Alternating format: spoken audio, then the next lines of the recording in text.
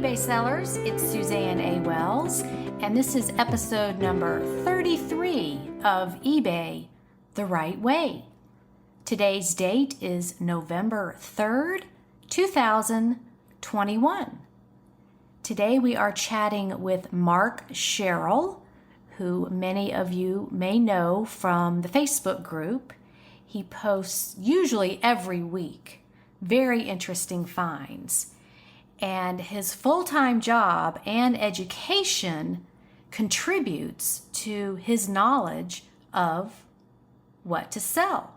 This was a really fun chat. I've known Marc for over 10 years through Facebook and social media, and he is very smart about his eBay business. So let's get into the chat.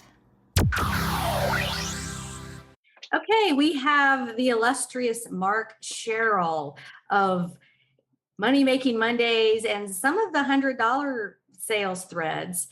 And he is a longtime eBayer. So he's here with us to share his knowledge. So say hello, Marc. Hello, Suzanne and everyone. It's a real pleasure to be here today. When you reached out and asked if I'd be interested in doing this, I thought, wow, why do you want to talk to me? But I'm just, but I'm thrilled to be here and thrilled to talk about what I do and how I go about eBay. Well, you're so consistent.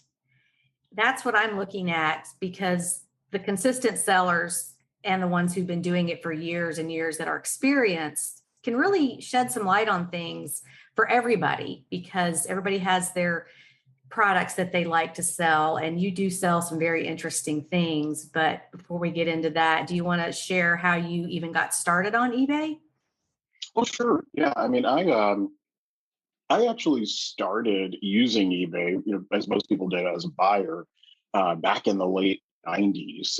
In those days, I wouldn't say that I was a pretty serious bowler, but I bowled in a couple of leagues, and one of the ways in which I get my bowling equipment was via eBay, and that was back in the day where you sent a check or a money order, and it had to get mailed there, and you waited until it cleared before you shipped out the bowling ball, and so I would buy some of my bowling equipment, and then as I would get ready to get rid of my bowling equipment, I would often sell it on eBay because there's a much larger community of bowlers out there.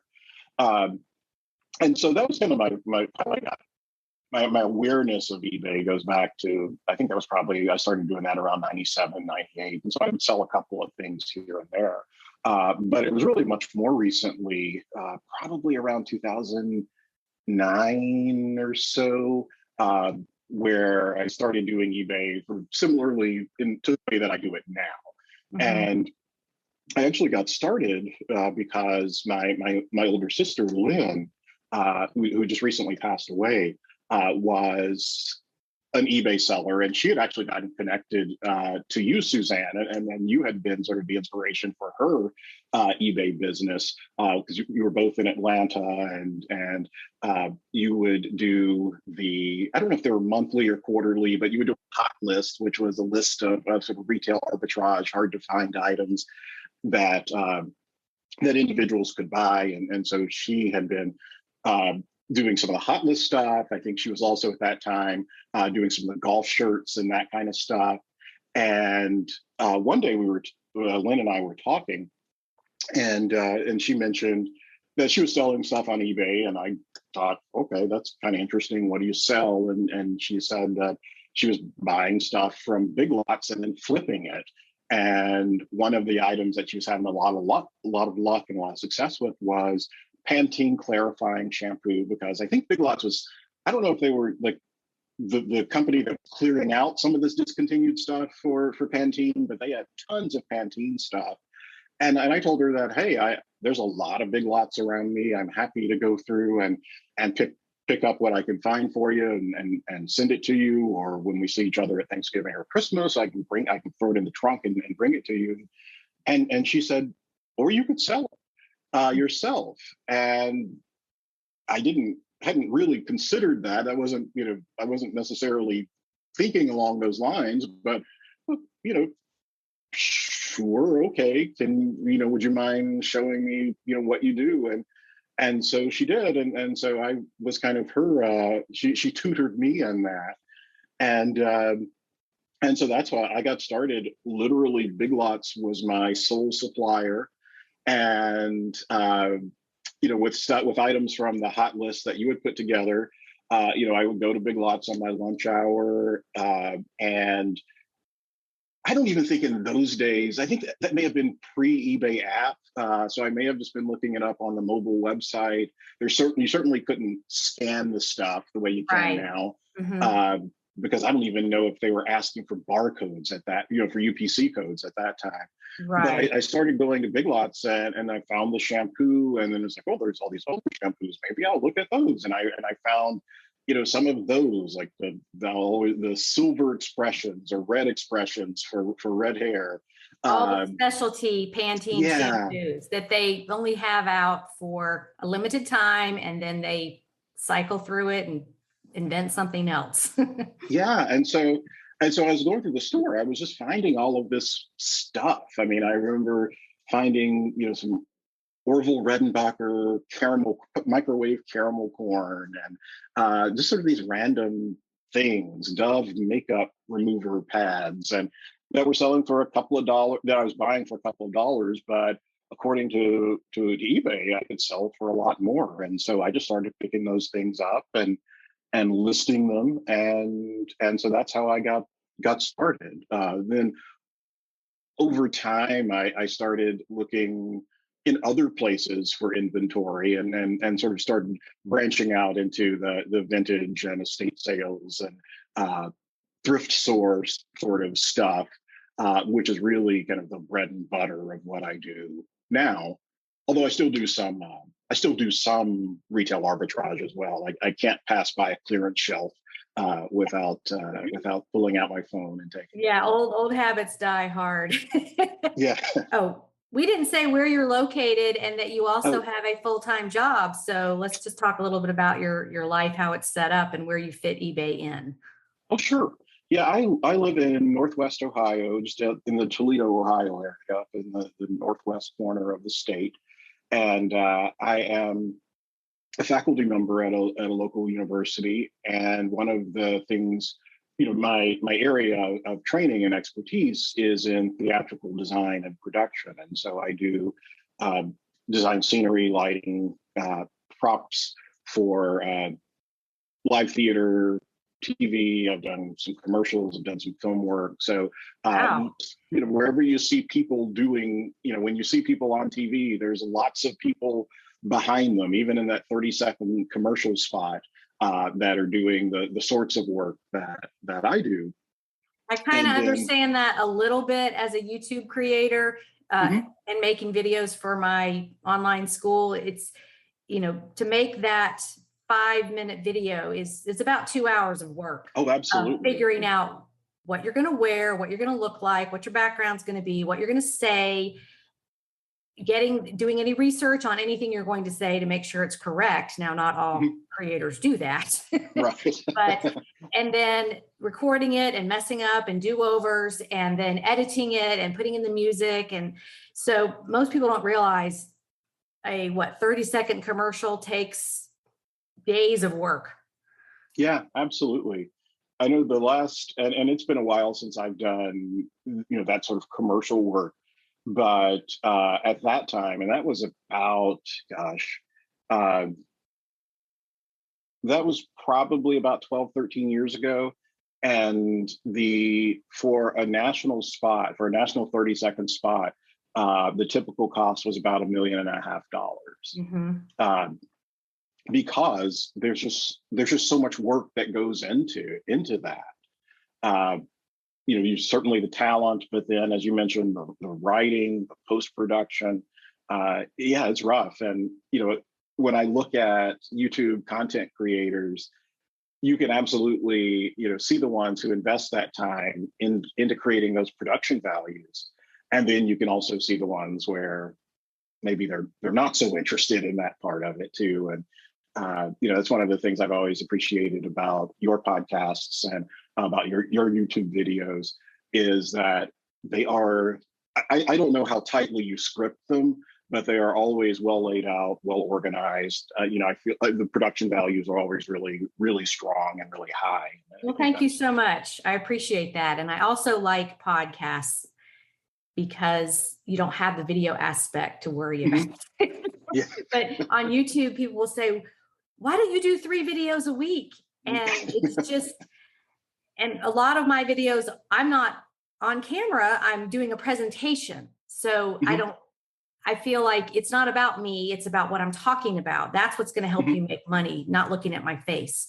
So when someone says something like that, I know that they have no clue what goes into making a video. And I would rather do fewer productions, whether it's podcasts or videos, that are high quality, because it's just like anything else. It's something you're putting your name on. Exactly. And as an educator, you understand that it's like a term paper. You're putting your name on this, so you want it to be right and good.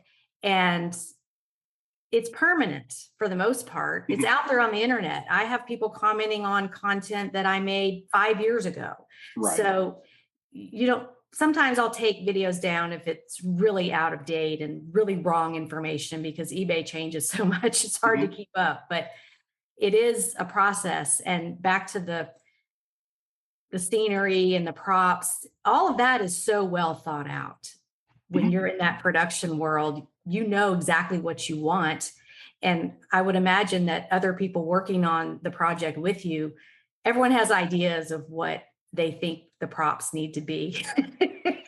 Absolutely. And you're trying to serve the director's vision. And, sometimes the director comes in and says, yeah, I want this one thing for this one moment. And, when I was coming up pre-eBay, that meant, getting in the car and driving around town or the next town over or wherever to see if you could find it. And, I'll see people on the group posting about, hey, this is going to the Modern Family set, or this is going to somebody just had one from the Goldbergs. The Goldbergs is a big one right now.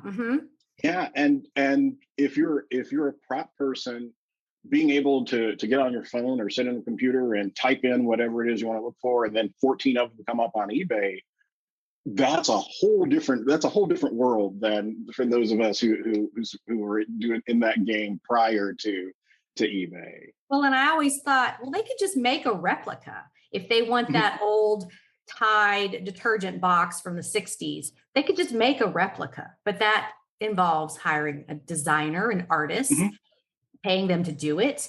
And you can purchase it on eBay, even if it seems like the price is sky high. That's still, it's faster and probably less expensive for the design department to just buy it and have it in their hands in 2 days, and then they can jump back into the project and keep going.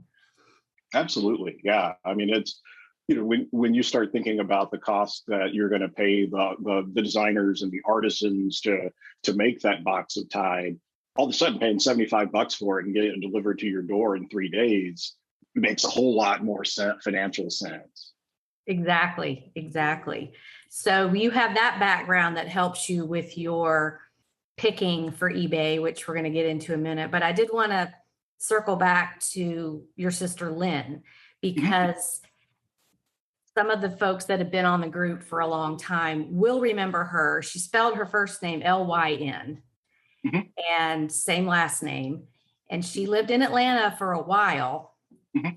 And she, in the early days, she would email me, and we just had the funniest chats back and forth, because she would tell me a story of a sale she had with an uncooperative buyer or just a crazy buyer. And you could just hear the disgust and frustration, like that side eye. You could hear it through the email. And we just laughed about so many things, and we never ran into each other out thrifting or anything, but I think she was in Marietta. Does that sound right? Sandy Springs. Okay. Those are real close together. So knew exactly where she was, and we thought we might run into each other one day, but we never did. But she was just the funniest person, and she would post things on the group that just cracked everybody up. And I just really enjoyed her. And I was just so sad to hear of her sudden death. And that's just, was devastating for you because you reached out to me at the time and I had experienced something similar in 2020. So, nobody's immune to that. It's just, it can hit you at any time. But I did want to do a little shout out to Lynn. And for those of you out there listening that might remember her, that she was just such a character and I really enjoyed knowing her. Yeah, absolutely. Thank you so much. She, introduced me to eBay. She also introduced me to this particular group, and so that's how I got connected with this group.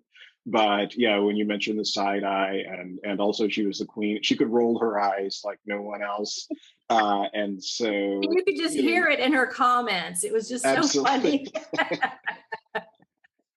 And the other thing, she passed away, and back in March, and it wasn't a total shock to all of us, and but I'd also just like to your group and the community there.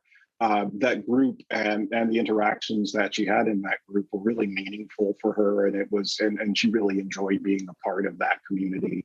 And so I know that she would want me to, to give a shout out and a thank you to not just you, but to the I guess now probably 35,000 folks there.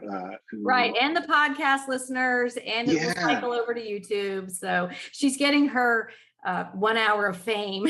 Yeah. A little late, but she was only what, 53? 50.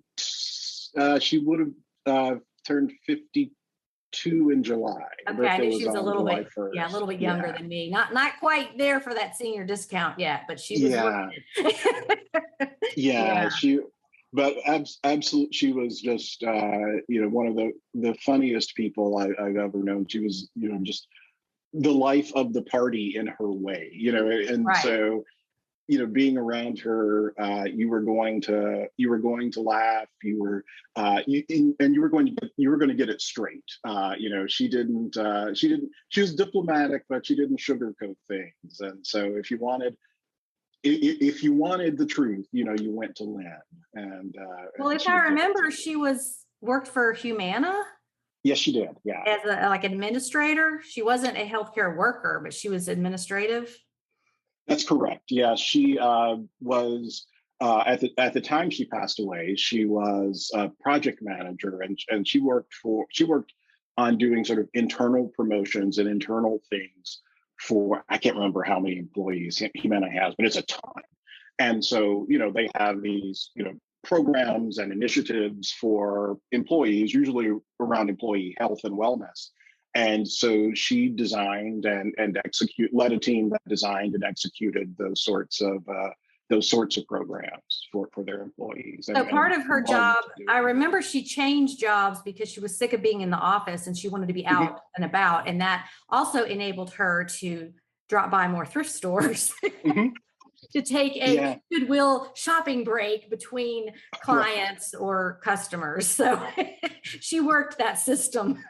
She did. Yeah. She was a work from home worker well before the pandemic. And so when she made that transition, it not only allowed her to work from home, but allowed her to work from wherever she wanted to work from. And so she ended up, she left Atlanta to go to Louisville, where they're headquartered.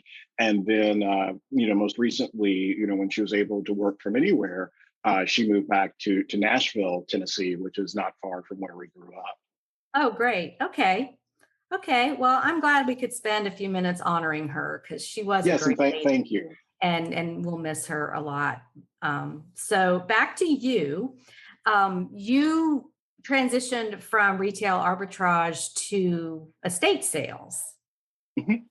And I remember, I always pay attention to what you post because they're always neat things. But one thing that stands out is I think it was Scotch tape that was for women's hair. Like they tape their bangs down. I thought, okay, first of all, I haven't seen that in ever. Maybe in the movie Grease when they're at the slumber party taping their hair. But it's just things like that you have a great eye for these really old products that seem completely useless now, but they're collectibles. Yeah, and I found that tape. I remember finding 3 or 4 rolls of it. It was at a drugstore liquidation, Oh, okay. and the store had been closed for a few years before they liquidated it. But it was a mom and pop drugstore, and so literally you were just kind of going through and shopping the shelves, and I came across that tape, and on a whim, I scanned it. And sure enough, I can't remember what it was for, $30, $40 a roll. And it Something was incredibly yeah, unbelievable. Just, $40 for a roll of tape. right. And so I scooped it up, and but I think one of the things over the years, as you do more and more of this, I'm not sure what it is, but you see something and you just need to take a look at this further. And sometimes it's a total dud, and sometimes it's the tape that you might sell for $30 a roll. Right. So that's one of the most memorable things that came to mind. So let's talk about your store a little bit and how many items you have, what kinds of things you sell now. Mhm. Well, I have about just over 1,100 items right now, and I have a fair amount more to list because I don't know if you saw in the group, but I bought a bunch of Yes. Department 56 Halloween pieces Yes. at I'm so jealous. yeah, yeah, at an online auction, and so I have I think it was about 112, 113 pieces in total. And so this weekend I've been working on trying to get some of that, and I haven't made that much of a dent. But I But sell some them. of them are Halloween themed. Yeah, they're all Halloween. So They're that's the every push one for of you. them. Yeah, and I sell seasonal stuff year round, so I'm not going to I'm not going to get them all listed before Halloween, Mhm. but I'm not going to just put them in the basement either. I'm going to go ahead and get them listed because people are going to buy them at some point. Mhm. And so I'm not I only sell Christmas stuff around Christmas, or I only sell Valentine stuff day around. I list it. I'm going to list it and forget it. I list it when I get it, and then it's there until it sells. I'm not going to pull it off because, well, it's April and no one's going to be buying Right. Halloween stuff. Yeah. I do recall you posting all kinds of decorative collectibles, Department Mhm. 56, maybe even some Kohl's items, just Mhm. things that were limited edition. They only made it that year. I found the weirdest thing yesterday on that note. Pioneer Woman, you know Mhm. that? Yeah. I found I thought it was a Christmas ornament, but it's her and her husband, Lad, I think his name is. Mhm. It's for the Pioneer Woman Christmas Village.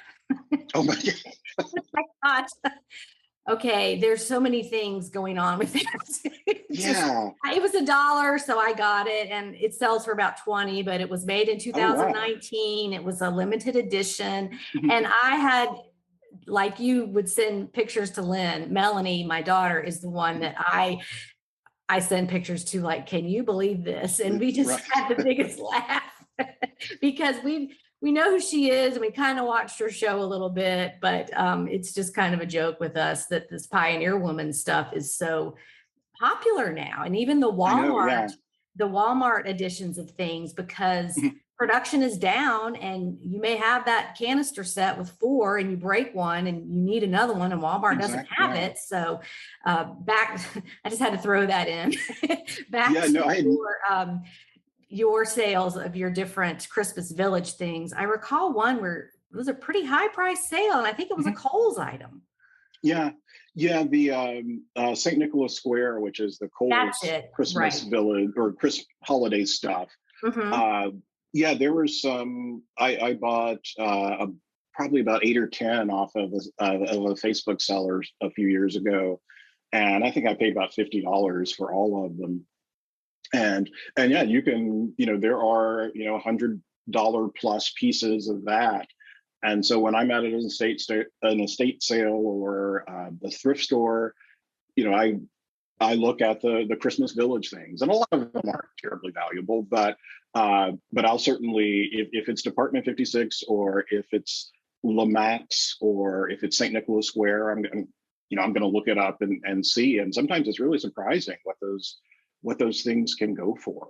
Shocking, actually. Yeah. And if you think back to when eBay started, when you thought of collectibles, Christmas, holiday, it was Fitz and Floyd or Right. Christopher Radko or Lennox or Waterford.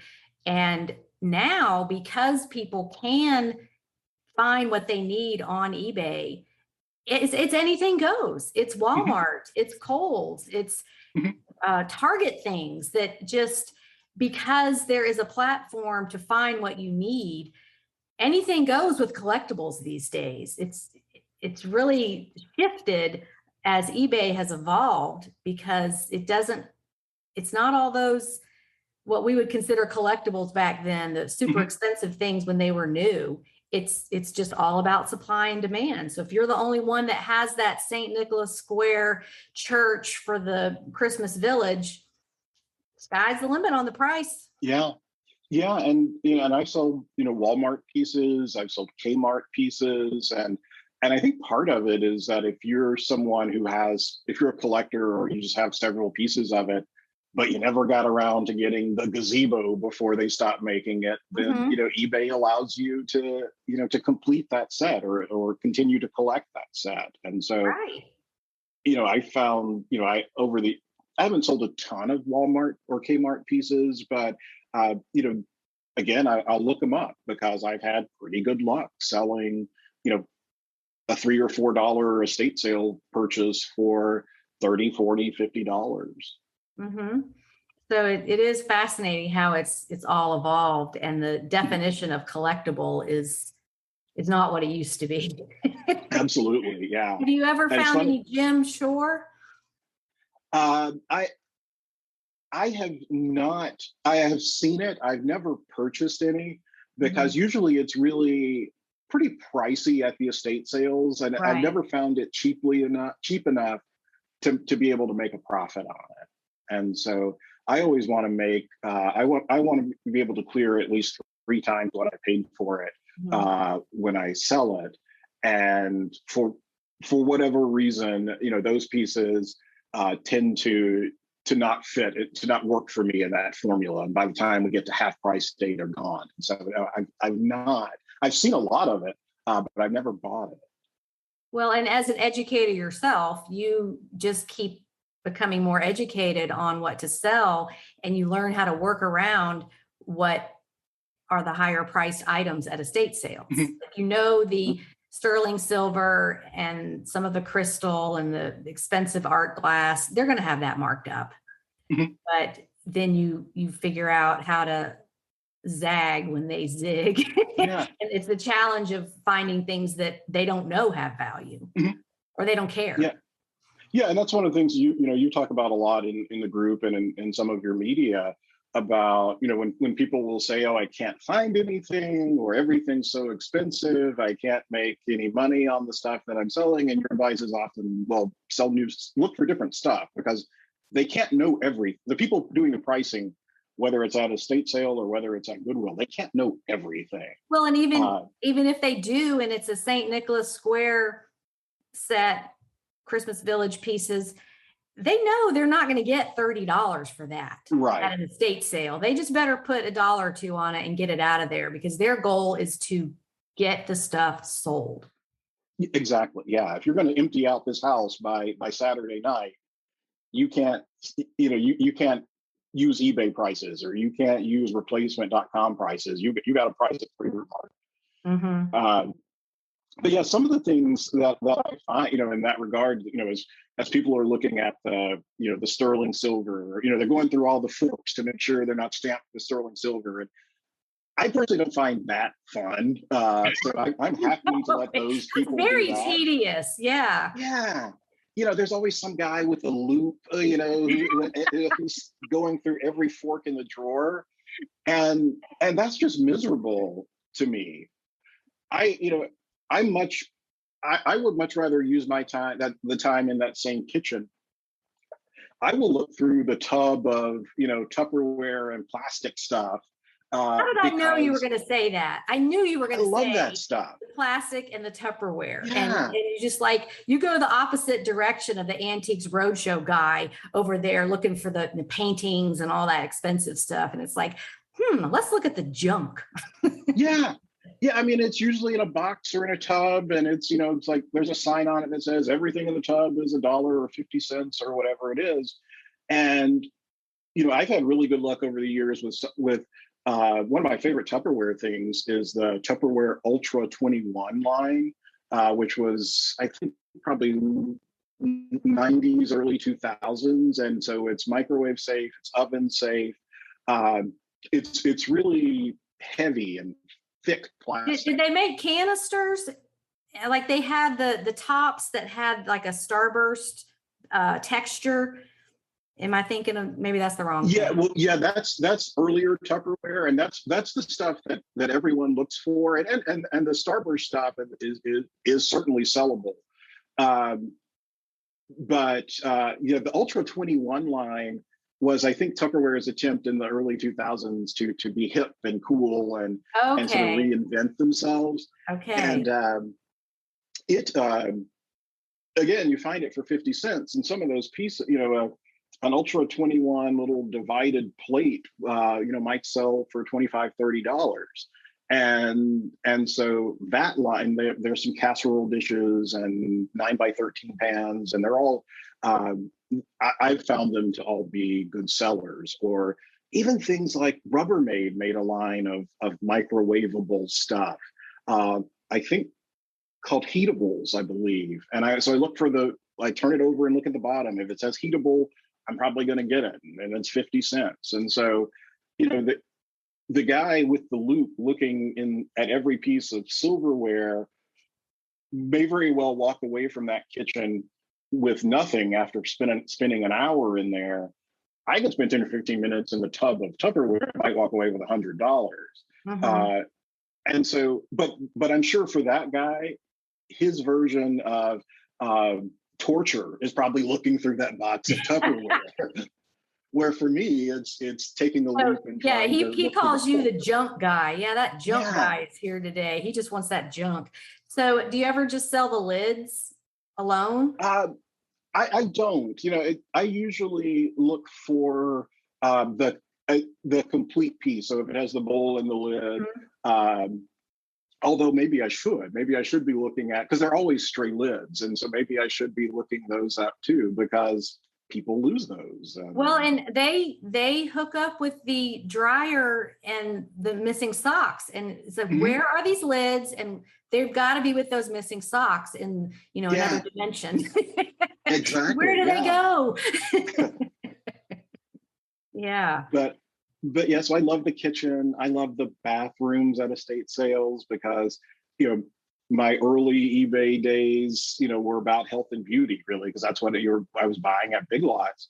And I still enjoy that stuff. Although now if I'm looking at an estate sale, I'm not finding it in the quantities, but it's really, it's crazy what people pay for that lotion or for that soap that they really love that they can't get. You found some of that Bell soap, didn't you?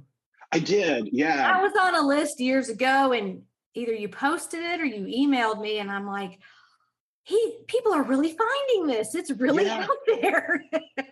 It comes in a light blue wrapper with some pink, and it's VEL. And it was some kind. What was special about it, or was it just vintage? It was just vintage, yeah. And so things like bars of soap, when you look in the linen closet or underneath the counter at the estate sale, and they've got some bars of soap they bought in 1978 but never used. I love that stuff. Oh, I know. It's just, and if you think about it, if you went up with a drone over your city or the entire United States and looked down at how many homes there are, not just houses, but condos, apartments, everything. And what's inside all those homes is going to come out at some point. That's what I focus on. It's just unlimited abundance of more and more vintage stuff that's been sitting in the same place for 30 years. And it's not going to disintegrate because it's soap, or some of the fragrances may turn a little bit, but so it's just the possibilities are unlimited. Yeah, no stuff. We are surrounded by stuff, and so I've always kind of shared your opinion as you're kind of coaching people on in your Facebook group, is that keep looking. There is stuff out there, and be open to not focusing on the silver drawer, or not looking for the $10,000 VHS cassette. Right. And I was just at a sale a couple of weeks ago where, VHS, for whatever reason, is kind of having this moment in the reseller community, and I can't figure out why. But it's because they're encapsulating them. Yeah. And making them a decorative item. And now there's grading services. So if you find one of the desired ones that's still in the shrink wrap, that can be worth incredible money, because it's considered art, it's considered vintage, it's a relic of a time gone by, and they're encapsulating them in glass. So that's what's going on there. Okay. I was at a sale a couple of weeks ago, and in the basement, kind of damp smelling basement. And there's this crowd of people around these two plastic tubs of VHS, Disney, run of the mill stuff.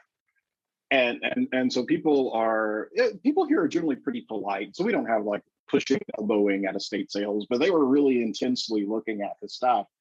And I came up and I was like, oh, would you mind if I slid in here? Because I was trying to get to the bookshelf behind them, which was just a shelf full of new, unused vintage Bath and Body Works soaps, lotions, body mists that everyone was just totally ignoring. And I think I walked out of that sale with about $2,000 worth of Bath and Body Works stuff, and no one walked out with a VHS tape. And so, but those people have no interest. Probably don't have any interest in looking through which body mist is right. You can always sell that stuff, even if it's not discontinued. It sells, and at some point, the store's not going to have it, and you're going to have it, so you can raise the price. Yeah, there were a couple of them, where I looked at them. I looked them up, and the little pump spray of body mist was $200, sold. And every now and then I have this moment where I do have to remember that I'm not my buyer. But even on that, when I see those, I think, is someone really going to pay $200? Yeah, I know. I had a favorite called Moonlight Path. And it was sort of a lavendery, it was just a delightful smell. I loved it. And I used that for a couple of years, and they stopped making it. So now it's one of the ones that is so expensive that people want. Bath and Body Works' business model is to create something, only sell it for a short time, and then create something else. And they're constantly cycling through that. Very few scents are still stay around for any length of time. They're just constantly changing it. So when you find one you like, then you better buy a bunch of it, because they're not going to make that after a while. And I'm not paying $200 for it. I'll just find something else I like. I've also had good luck with some of their men's stuff, because they don't sell or make as much of that as the women's stuff, obviously. And so some of the men's stuff is just crazy in terms of $100 bottle of shower gel. I remember some of those on those hot lists, some the men's fragrance stuff, because it's just a smaller quantity that's out there. Yeah. And so that's one of the first things, again, when I go to the bathroom at the estate sale, that's one of the first things I'm looking for is some of the out of production Bath and Body Works stuff. What has been your best all-time sale for an estate sale bathroom item? For estate sale bathroom items, probably. I've sold, I've sold a couple of vintage perfumes for, one I bought at an estate sale in Ann Arbor, Michigan. That was $1 for the bottle of perfume, and I think it sold for $2.20, $2.30, something like that. That's probably my best bathroom find, I think. But I think I learned from you that when you get to the estate sale, that's where you go first, is into the bathroom, looking at all of the vintage, not just the health and beauty and fragrances, but anything that could be in there. But yeah, the bathroom, I think it tends to be one of those places where, something gets put underneath the sink and then something else gets put in front of it, and then it just languishes there for years. And so when estate sale time comes, there's, it's like a time capsule. But I also think it's a treasure trove of stuff. And so I've gotten, boxes of Kleenex, unopened boxes of Kleenex, for instance, from the 70s and 80s that, might sell for 50 cents or $1, and, might sell for $20, $25, $30 on eBay because they're unopened. And so I love going to, it's morphed over time. I used to go to the kitchen first, but now I'm to the bathroom and linen closet first. Right. Yeah. And I think I learned that from you, because you would post all these things from the bathroom. Yeah. It could be anything. It could be old Avon hairbrushes. It could be cleaning products that, if it's a toxic thing that is hazmat, you can just empty out the product inside and ship, sell the container. And one thing that pops up occasionally is the herbal essences green shampoo. That's been a BOLO forever. And the commercial with the Mother Nature lady, and that just has a huge hippie sort of 70s following. And that still sells for about $200. It doesn't matter how much is in it. And probably as we go on, the empty bottle will be worth as much too. Yeah. And I think part of it, in terms of the things that catch my eye, we're same generation, we're both Gen Xers. And so for me, when I look at it and I see something that reminds me of what was in our sink, underneath our sink growing up, or in a bathroom closet growing up, when you grew up in the 70s, came of age in the 70s and the 80s, that look is unmistakable when you see it out there, and I just immediately then want to look further at it when I see something like that. Did you sell some Flickr razors? I don't think. You know what those are? I do, yeah, and I can't remember. I don't think I have. I'm always on the lookout for those vintage 1970s, 1980s disposables. But yeah, I don't think I've been lucky enough to find one of those. And that, and the Tickle deodorant with the round ball, the big round ball on the top.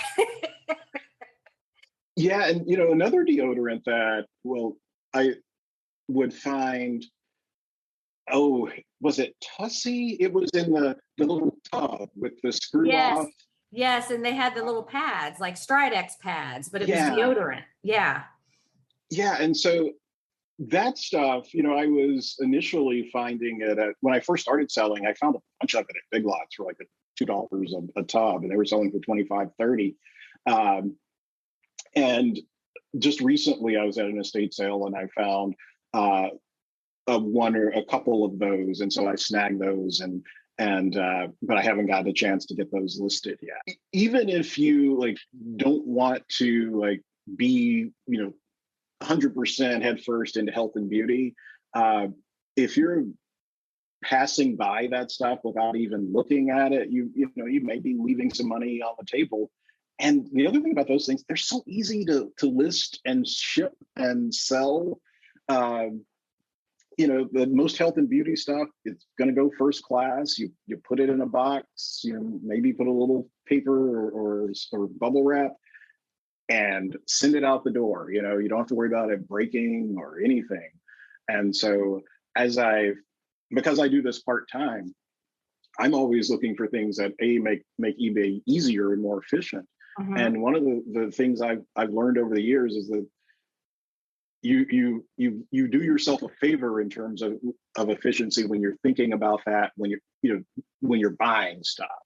And so I've kind of moved away from, I'm going to buy this 70-piece Sunbeam Mix Master stand mixer and accessories and part it all out, because sure, there's money in that, but there's time in that as well. Yeah. And so I would rather, I'd rather get the tub of Tussie deodorant that I can take a couple of pictures of, put in a box, slap a label on it, and be done. Well, and there's so many TV shows now, it's on streaming channels and the networks that are taking place in the past, like they're doing a redo of the Wonder Years. Mm-hmm. So they have to get their props somewhere if they want to make this blast from the past look authentic. They need these props. So every time I see something like that show up on, advertised on streaming or whatever, I think, okay, there's another customer. They're going to need some props. Yeah.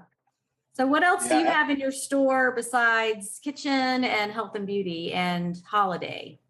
I will sell anything. I don't really have a specialty. And so I still enjoy doing retail arbitrage. If I'm grocery shopping and I pass by the clearance section, and I say as if I'm not going to make a special trip over there. But I still do some retail arbitrage. And so I'll sell, grocery items, I'll sell health and beauty items. I have some electronics in there, mostly kind of vintage stuff. I'm not into selling like the big, heavy, bulky stuff, even though there's money in it. Mm-hmm. As the threads in your group show, there's real money in that stuff. But I don't want to lug it around. I don't want to test it. I don't want to do all of that stuff. So I'll buy a Walkman and pop a cassette in it and test it. But I'm past. For me, it's more work to do like to buy like a VCR or TV and test it and ship it. That's more than I want to do. Right. I also sell.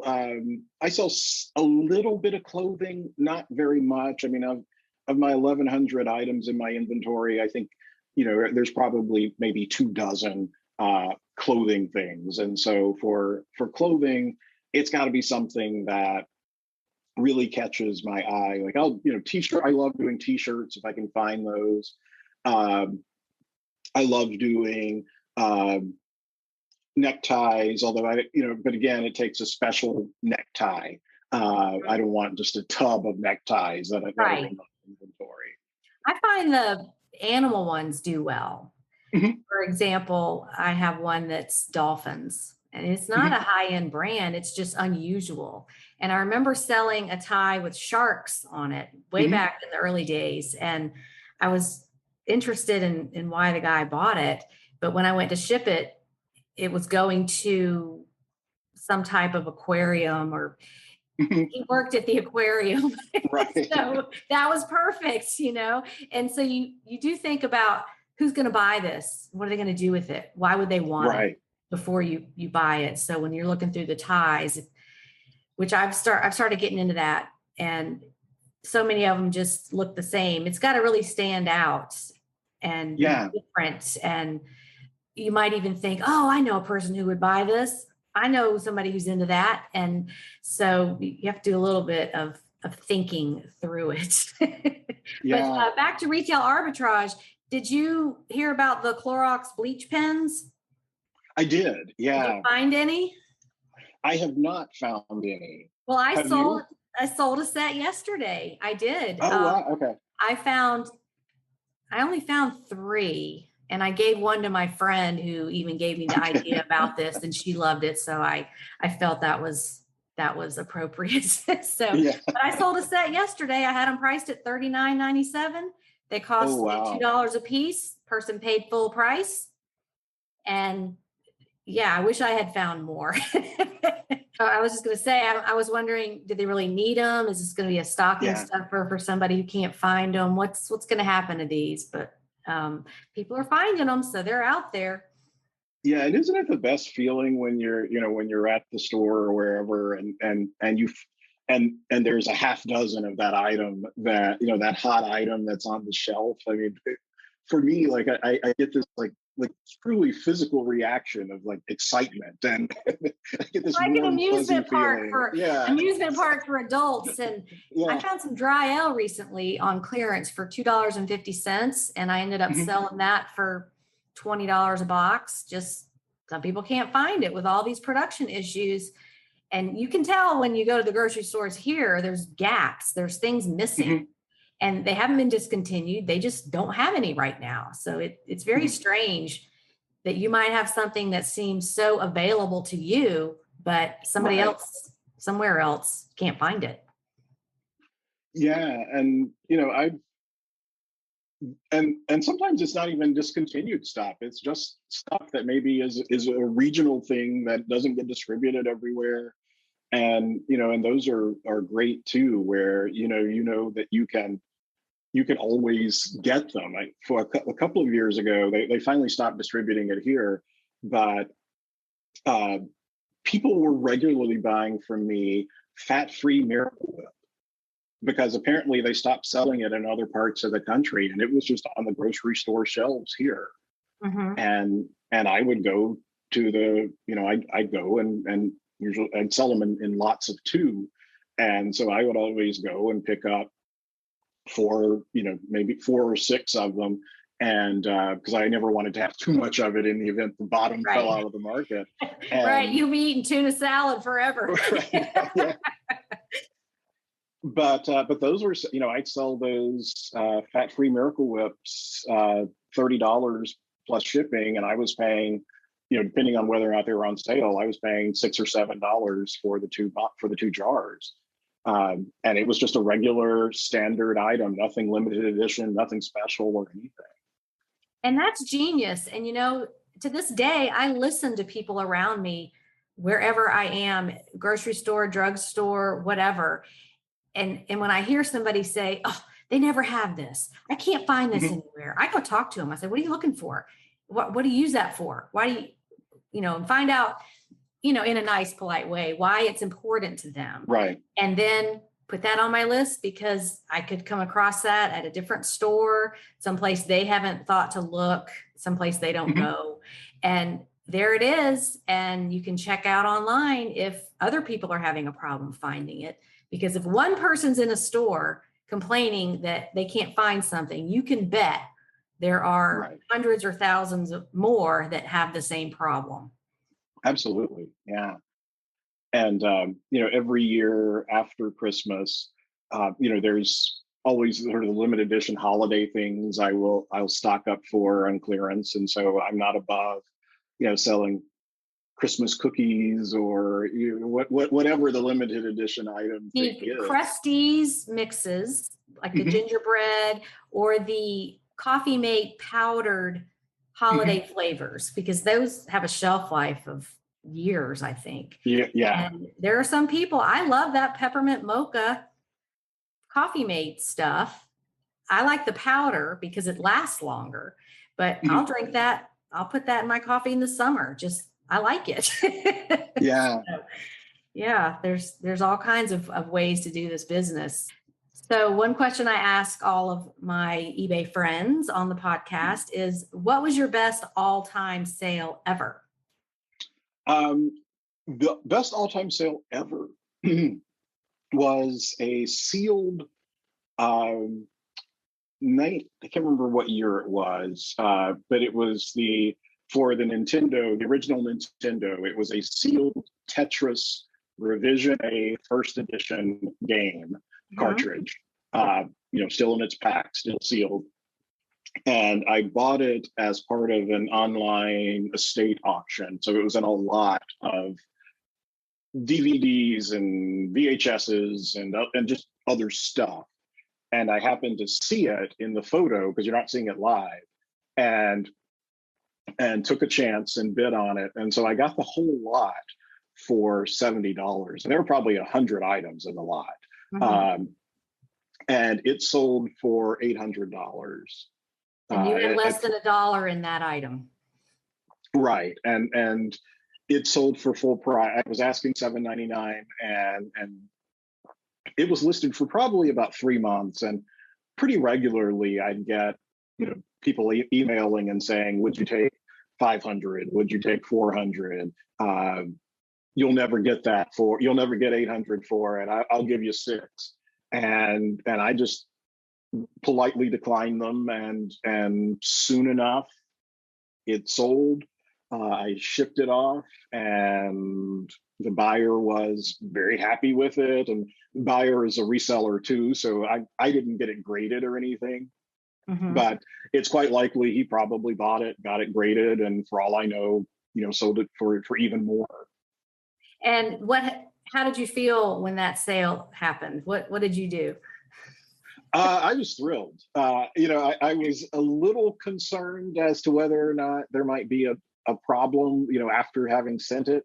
Mhm. But the buyer had been in contact before with me, and so I felt really good about him, that he was legit. And yeah, so it was really just shock. I mean, I had never sold anything that valuable before. And so, when I went to pick up the item at the auction, I first, looked to make sure, I'd paid $70 for it, which is a lot for me for an item. And I got to it, and I took it out of the box, and I was like, oh my gosh, it is what I thought it was. It is a sealed Revision A Nintendo game. And so driving home with it, I was driving as if I had a newborn in the back seat, because I didn't want anything to happen to it.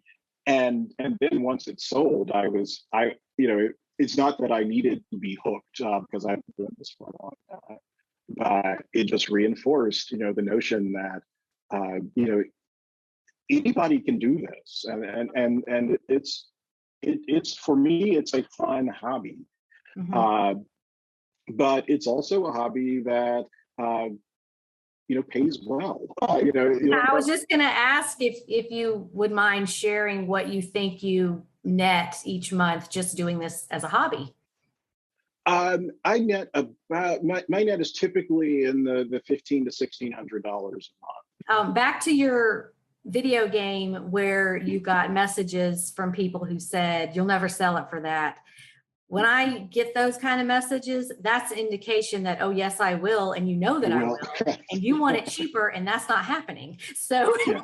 Instead of getting your feelings hurt that someone's telling you you're not going to get your asking price, take that as an indication that they know darn well what it's worth. And they're trying to get you to come down on price so they can either have it or flip it for even more.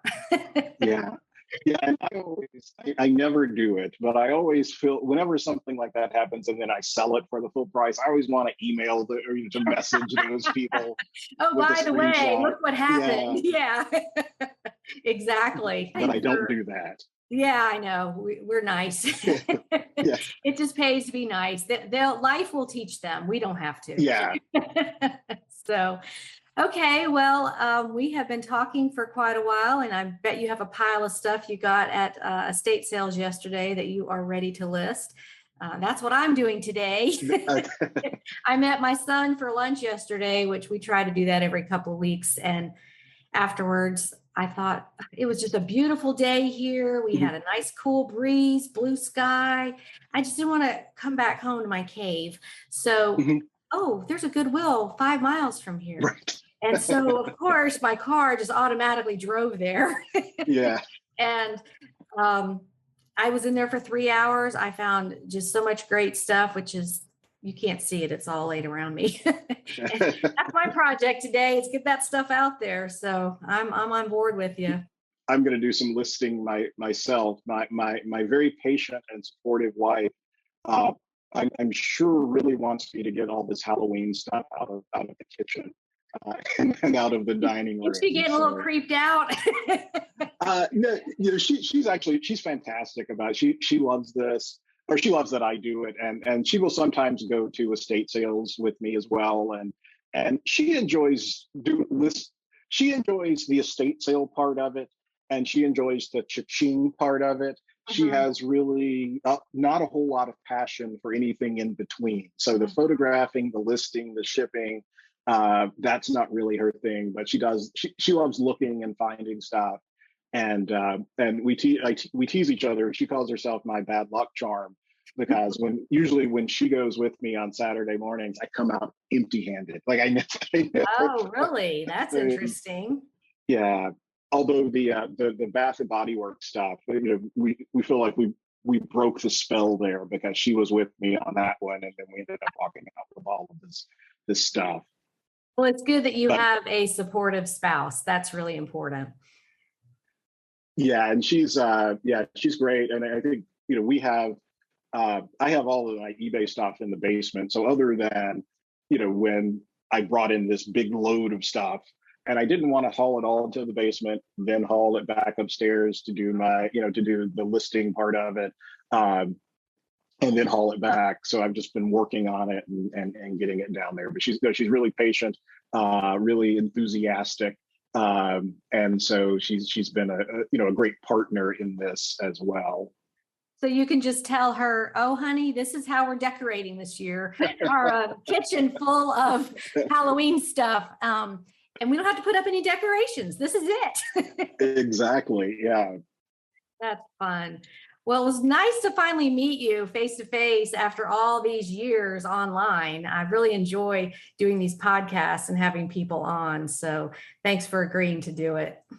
Oh, thanks for the invitation. Again, it's been a pleasure to be a part of the group and the community that you built with the Facebook group. And so it is the highlight of my Monday is usually the money making Monday thread, and seeing what other people are doing and learning from them, and just the atmosphere and the vibe in your group is so much more positive than in a lot of groups, and so I really appreciate that as well. So thank you again for the opportunity to talk today.